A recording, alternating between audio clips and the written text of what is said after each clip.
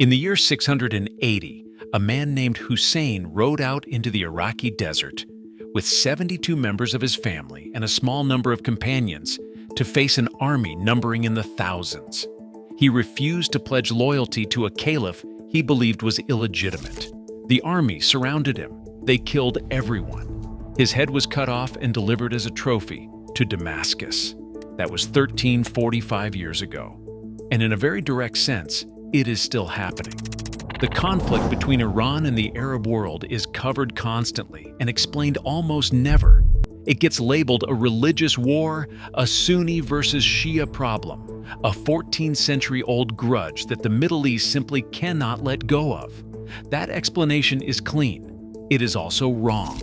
Or rather, it is the surface of something much more specific, much more recent, and much more deliberately constructed than most coverage lets on. The question worth asking is not why Sunnis and Shia are fighting. It is who decided they needed to, and when, and why. To understand what is actually happening, you have to go back to that moment in 680. Hussein's death at the Battle of Karbala became the founding wound of Shia Islam. The idea at its center is not simply that Hussein lost.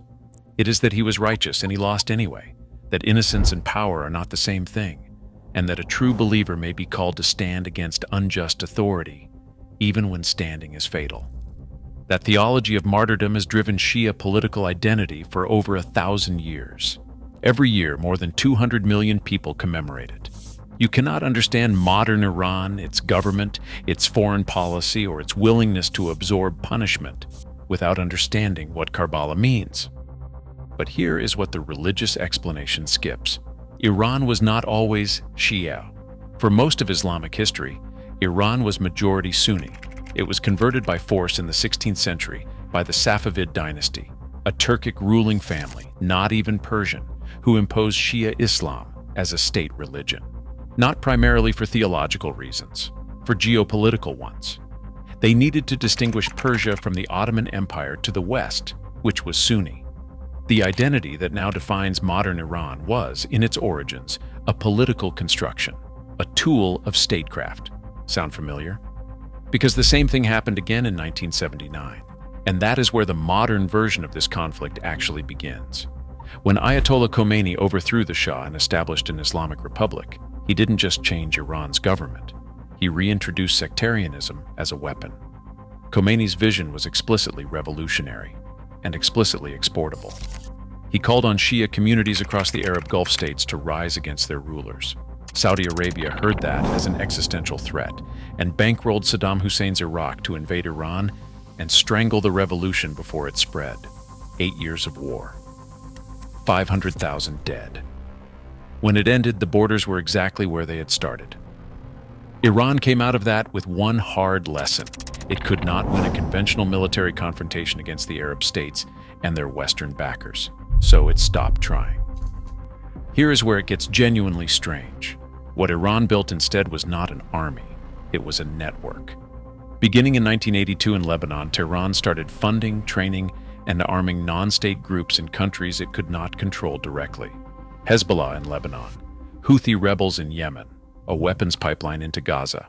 Think about the architecture that implies rockets in southern Lebanon, drones launched from Yemen, militias with seats in the Iraqi parliament, all of them connected to Tehran.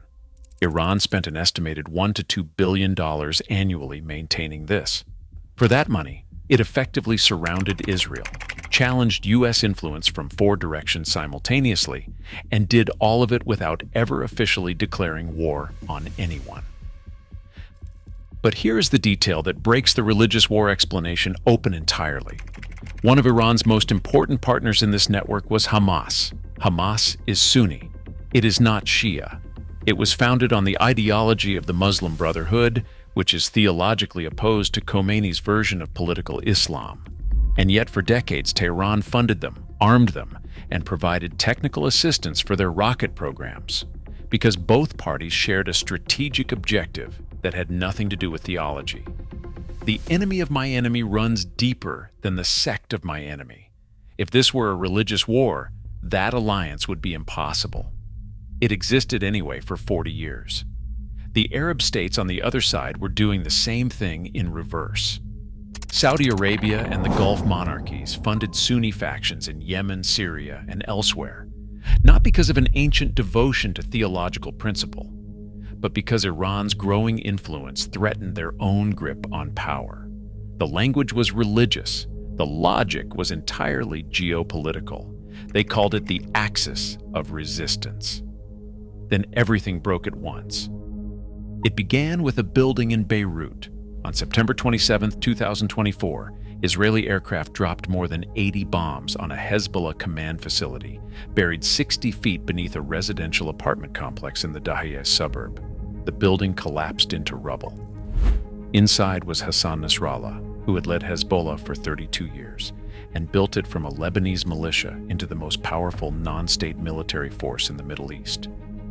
He was killed alongside his field commanders and Abbas Nilforeshan, the IRGC's deputy commander for operations, who had been sent by Tehran to warn Nasrallah his life was in danger. Nasrallah had trusted his security and refused to leave. It was the same strike. One building, his two organizations simultaneously decapitated. What that strike revealed was more alarming than the killing itself. In the weeks before Nasrallah died, Israel had detonated the pagers and walkie-talkies of thousands of Hezbollah operatives across Lebanon simultaneously, killing dozens and wounding nearly 3,000. That operation required years of supply chain infiltration. Israel had not just found Nasrallah. It had been inside Hezbollah's logistics, communications, and command structure for longer than anyone had known. The organization that Iran had spent 40 years building into its crown jewel had been hollowed out while it was still standing. The weapons pipeline that fed those stockpiles ran overland through Syria, and Syria was the next thing to go. On December 8, 2024, Bashar al-Assad's government fell. A rebel offensive swept through the country in 12 days. Hezbollah's was in ruins and could not come to his aid. Moscow was occupied with Ukraine. The regime collapsed. What Assad's fall meant for Iran was concrete. The former IRGC Quds Force commander Qasem Soleimani had publicly boasted in 2019, "Today, you can get in a car in Tehran and drive all the way to the southern suburbs of Beirut." That corridor, running from Iran through Iraq, across Syria, into Lebanon, was the physical spine of the entire axis. Every rocket, every missile, every weapon system, every advisor had traveled that route. When Assad fell, the corridor closed. Hezbollah's own new leader admitted it publicly. The supply line through Syria no longer exists. On the morning of June 13th, 200 Israeli jets struck more than 100 targets inside Iran, including its primary uranium enrichment facility at Natanz and associated military infrastructure. The opening hours killed the head of the Islamic Revolutionary Guard Corps and the Chief of Staff of the Armed Forces.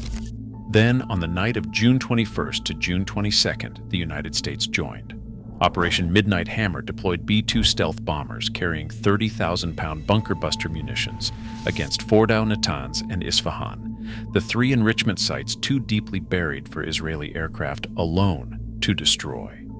Iran's response was instructive. It launched missiles at Israel, most of which were intercepted.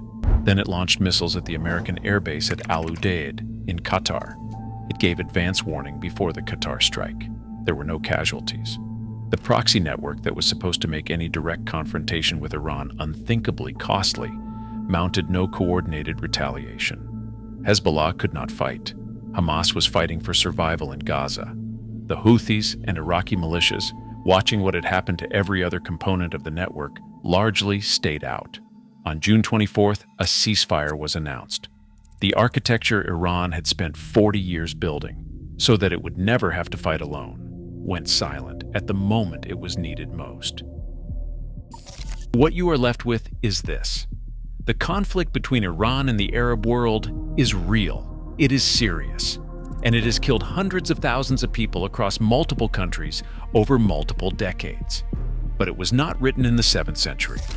It was constructed in the 20th century, accelerated in the 21st century, and driven at every stage not by theological conviction, but by oil, territory, political survival, and the oldest force in international relations, the fear that the neighbor is getting stronger. The question the conflict forces is not which side is right on the question of succession from the year 680. The question is whether the governments that have used that 1400-year-old wound to justify their modern power struggles have served the people they claim to represent, or simply use them. The answer is visible in every city in the region that a proxy war has passed through, and it does not require a theology degree to read. If this is the kind of history that never makes it into the coverage, subscribe. There is a lot more of it.